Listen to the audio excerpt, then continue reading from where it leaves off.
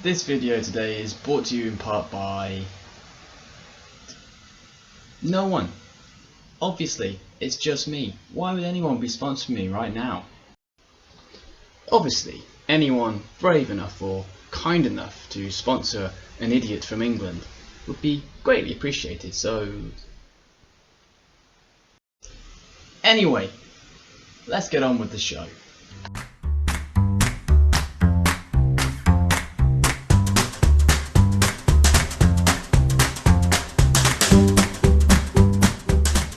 Hello, it's me. Actually me, in person. I know, what a shock for you guys. It's so good to be back. Thank you for having me again in front of your screens on YouTube and listening to me talk cricket to you and some other random stuff as well. I'm sorry if you're disappointed by the reveal, the surprise, the new real me. I'm sorry if my emoji version was just too damn hot for you. I tried. I got a fancy shirt on. I did have my hair done as well, but as you can see, that's kind of gone a bit wrong. On my way home from work, I walked through a spider's web, literally just as I tried to get in the door, and obviously tried to rustle spiders out. I'm sorry if a spider suddenly comes onto the view. Maybe it's good for viewings, I don't know. Maybe subscriptions will go up. Nothing to do with cricket. All to do with the funny factor of a spider going down my face. We'll see. I've got a lot to talk to you about today. The men's test summer may be over, and we may not have any men's test cricket until all the way over into the Ashes series this winter, but still lots of cricket is going on. We're going to talk about England-Pakistan, we're going to talk about England-New Zealand, we're going to talk about the T20 Finals day, the IPL return, and the retirement of one of my absolute cricketing idols. So sit back, relax, and we'll get started. Gotta thank you all first of all for your wonderful contributions in the last video that I did. We are jumping dramatically up in views every week, so thank you for that. It means the absolute world to me, and you guys are the best. Got some reviews and some comments to go through. My father once again has piped up. Nice one. Zephyrus, hello, welcome to the show, welcome to the chat, and thank you for your subscription too, young man. I hope you have a great time, and yes, I am on Instagram, and no, I will not be accepting random strangers off YouTube. I am sorry. I like you, but not that much. Did also have some classic bot comments, and I feel like I've made it slightly in YouTube if bots are finding me and feel that I'm worthy enough, and people are gonna click on the clickbait on my videos. So cheers, bots. I thank you, Robin Hicks, for thinking that I'm fabulous. I thank you, John Cross, for saying that I'm super, and Jen Marrell, I don't know what you attempted to say, but I like it anyway. Thank you. Greg, I talk, you listen, and I hope you're doing the same today. Thank you for your message. Hopefully today we're going to keep going up in the views. So I'll say it once now, but I know I'll say it again at the end. Like, comment, subscribe, share to all your mates. Even if they're just going to flick through very quickly the funny bits or the attempted funny bits at the start and not bother with the cricket, so long as they're here for the video, that's all that matters to me. So let's get on with the actual cricket. I'm going to start on a bit of a sour point, a bit of a sadder point out of all of the ones I'm going to talk through, and that's the abandonment of the England-Pakistan series due to take place just before the World Cup in Pakistan. The first England tour to Pakistan since 2005, the first ever women's tour to Pakistan, full stop. This follows the New Zealand abandonment of their series because of a credible threat to the security of the New Zealand team, which is an understandable reason to cancel your tour, obviously. Pakistan, however, have not been happy particularly about the English postponement of their tour. One of the words that came out of the Pakistan Cricket Board was absurd. I can understand their frustration. They've gone out of their way to accommodate all of the international teams that are scheduled to come and play in Pakistan, and the fans in Pakistan who are as thrilled and excited about seeing cricket, live cricket, as English fans are when it comes to the summer in England, are not going to be getting their games. They're not going to be seeing their heroes play some of the best English players in the world, equal heroes to some of those Pakistani fans. Michael Vaughan suggested that the series got moved to the UAE instead, where the World Cup itself is going to be taking place. I don't think that's the point. I don't think there would be the same feel to the series, because the point was, for a lot of people, particularly on the Pakistani side, that this was the first tour in a very long time. You know, I can just about remember, because my first cricketing memories come from about the Ashes of 2005. I can just about remember that series in Pakistan, and to think that that was the last time that England played there because of security reasons is crazy. But despite Pakistan being upset and the fans losing the chance to watch their heroes live, it's pretty understandable England pulling out. It was always going to happen. It was inevitable that after a security concern for another team causes them to be postponing their series, it was going to follow along that another series is going to be postponed. It does mean that the English T20 side don't get the preparation together. I know lots of the players are currently in the UAE playing in the IPL, which we'll get onto later. But it's probably not the best for England. And I know that they'll say, well, you know, we're a tight team, we train together a lot, we play, particularly in IPL, very regularly, or recently before the series, but it's not the same to have competitive fixtures in similar conditions. That's been lost, and that's a shame for the England team. Whilst the England women's team are not going to be having their series in Pakistan, they are still currently playing. In fact, they're currently playing.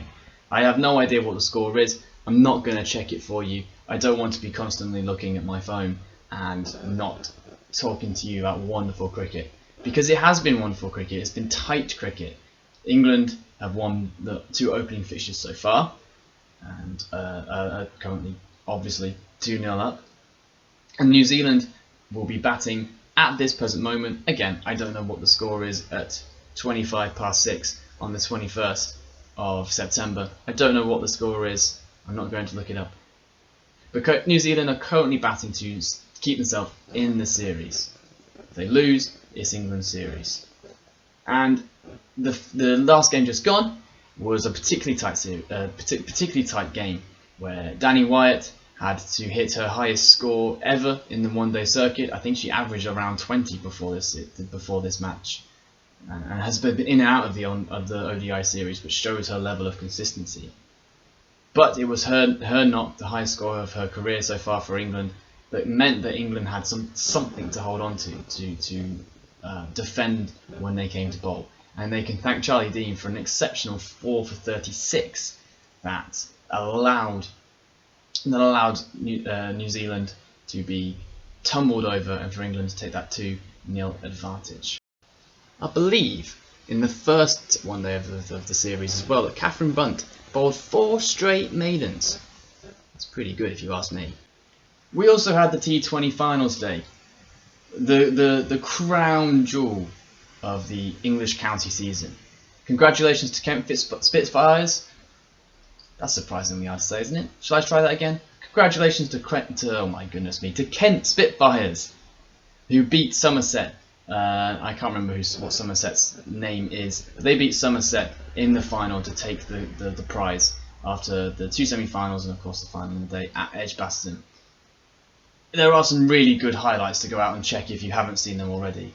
There are 2 in particular that I would focus your attention to. First of all, is a particularly controversial 6, although I don't actually see the controversy in it. Basically, Will Smead, fun fact for you there, I have a friend who has a very similar nickname to Smead, and I just think of him, plus also find it really hard not to say his nickname in these situations. Will Smead hits a 6, slog sweeps over to the boundary, leg side boundary, and in comes Jordan Cox running to take the catch. Also coming in to take the catch is Daniel Bell-Drummond. They kind of run at each other. And I think what Drummond does is that he either slips just in general, or he tries to get out of the way and falls onto the floor and slips down as Jordan Cox comes to take the catch. He takes the catch, But as he takes the catch, he bumps into Daniel Bell-Drummond, and Drummond is touching the boundary as Jordan Cox touches Daniel Bell-Drummond. Cox holds the catch, but because he was touching the boundary kind of by contacting Daniel Bell-Drummond, the 6 is given. I don't really see what's controversial about that. I kind of get that. I know that the rules, probably you have to dig through the book and find all the clauses and stuff in it, because that kind of thing doesn't happen very often, but it makes sense. I mean, if you have to have your foot is over the boundary and you catch the ball, it's 6. So if any part of or if you're stepping on the rope and you catch the ball, like Trent Bolt did in the World Cup, it's 6.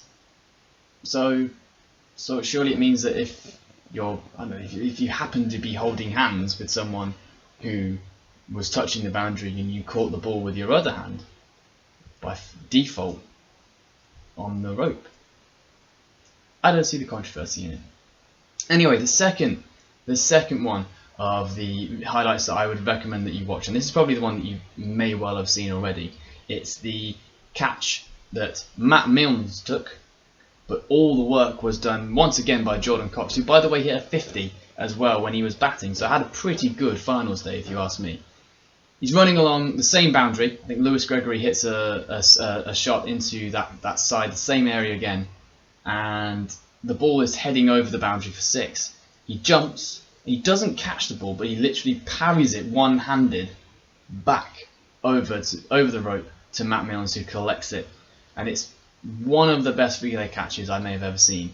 Chris Jordan's in India over the winter this year was exceptional, but that one's pretty good too. Also, a personal highlight of the day, and a personal highlight for pretty much everyone there, I'd imagine, was the mascot race. Congratulations to Derbyshire Falcon, you had a good run. Also back, thankfully, I'm so pleased to have it back, is the Indian Premier League, the IPL. Abandoned, or postponed should I say, in the Indian winter just gone, for COVID concerns. It's back, this time in the United Arab Emirates, in the UAE, and it's just a real festival of cricket. There's such a hype about it from the players, the fans, the commentators even. And it's great to see the best players in the world play against each other, not just in international form. We've got Aussies against Aussies, Kiwis against Kiwis, English against English. Yeah, it's a real festival of cricket, and I absolutely love it. Game on at the moment, we've got the Rajasthan Royals against the Punjab Kings. No, I don't know the score. I'm not going to be looking it up for you. All I know is that when I left work, the Rajasthan Royals were going pretty well. Liam Livingstone hit one of the biggest 6s I saw in quite a while, 97 metres. Liam Livingstone does that pretty much for fun though, doesn't he? I mean, and it looked like it was just going to keep going if there wasn't a stadium there to stop it. 97 metres.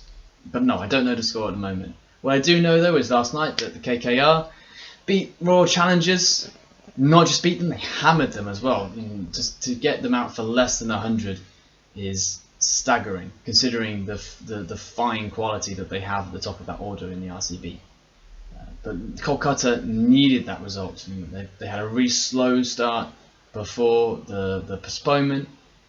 And they needed that result to keep them in chance of that top 4. I think Royal Challengers will be okay because you think they've got Kohli, De Villiers, by the way, got one of the best opening balls I've seen in a while too. A Yorker swinging in straight at his toes. That's you're going to be struggling even if you've had faced 100 balls to dig that one out. But yeah, Kohli, De Villiers, Maxwell, among others. The Royal Challengers got such a depth to their squad, particularly in the batting, that I think they'll be okay. The Chennai Super Kings beat Mumbai Indians on the opening game, I don't know. They beat them on Sunday. Chennai Super Kings going pretty well at the moment. Mumbai Indians have had a bit of a slow return, but both teams have got real strength in depth. And Mumbai Indians, who were exceptional in the UAE last time around, I think will be feeling that they can still pull it back with the amount of games left to go in the group stages. But yeah, IPL. So pleased it's back. The last thing I want to talk about today is the retirement from all forms of the game of one of the modern greats. That is the Sri Lankan quick pace bowler Lasith Malinga. He was one of those bowlers that I remember growing up that wowed me. He could bowl that in-swinging Yorker absolutely consistently. I think what made him special as well, that he was so unorthodox. He comes from a long line of unorthodox Sri Lankan actions. If you've never seen Lasith Malinga bowl, you need to go and look at it on YouTube. Mainly just look at his highlights for how exceptional he is and where his arm comes from. It's a straight arm, but it's out here almost. You know, he's coming right over and whipping the ball through. At his time, he was one of the best bowlers in the world in all formats: T20, ODI, and Test. But obviously, towards the end of his career in particular is where he made his T20 mark. He was a specialist bowler, particularly at the end of an innings where he could cut short a run chase. He could diminish a total being set. He was brilliant. He also inspired one of my mates to be or try to bowl like him. Genuinely tried to bowl like him. And considering the fact that I come from rural county England, you know, and he is not Lasith Malinga, it was a very interesting thing to see. He didn't bowl particularly well, unlike Lasith Malinga, who was exceptional, who could land it on a 5p piece every single time. My mate basically threw it everywhere when he tried to bowl at Lasith Malinga. So there.